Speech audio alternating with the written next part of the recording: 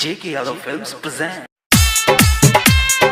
कनिया से मिले जइबै J.K. Yadav Films. कनिया से मिले जइबै भोरे भोरे भोरे भोरे नीरज सकल रिहा लेके ग्रीटिंग कार्ड रनिया से मिले जइबै भोरे भोरे भोरे भोरे भोरे भोरे लेके ग्रीटिंग कार्ड रनिया से मिले जइबै भोरे भोरे भोरे भोरे भोरे भोरे होतै ने कोनो भैया दिक्कत हो देहो कटाई हम टिकट हो लेके हम जइबै उहे होले होले होले होले होले होले लेके ग्रीटिंग कार्ड रनिया से मिले जइबै भोरे भोरे भोरे भोरे भोरे भोरे लेके ग्रीटिंग कार्ड रनिया से मिले जइबै भोरे भोरे भोरे भोरे भोरे भोरे मिले जइबै भोरे भोरे नीरज सकल रिहा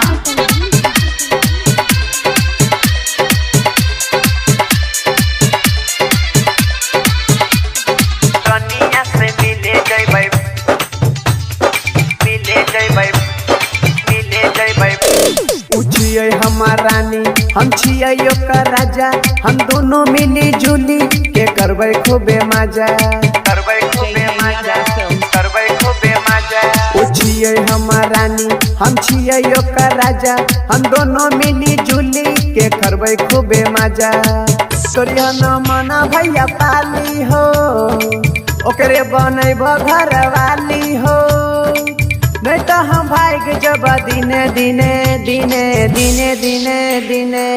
लेके ग्रीटिंग कार्ड रनिया से मिले जइब भोरे भोरे भोरे भोरे भोरे भोरे लेके ग्रीटिंग कार्ड रनिया से मिले जइब भोरे भोरे भोरे भोरे भोरे भोरे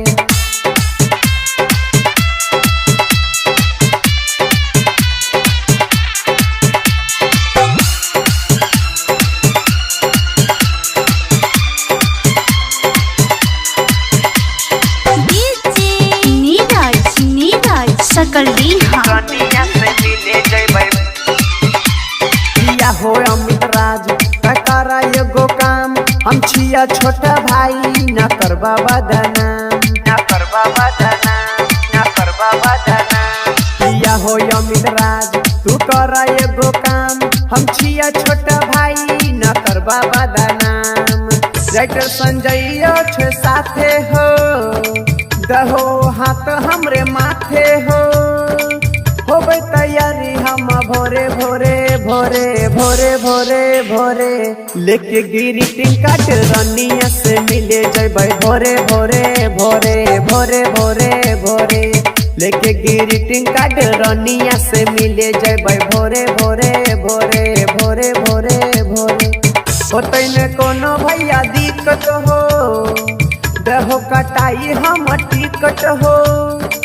लेके हम जइबै उहे होले होले होले होले होले होले लेके ग्रीटिंग कार्ड रनिया से मिले जइबै भोरे भोरे भोरे भोरे भोरे भोरे लेके ग्रीटिंग कार्ड रनिया से मिले जइबै भोरे भोरे भोरे भोरे भोरे भोरे J.K. Yadav Films.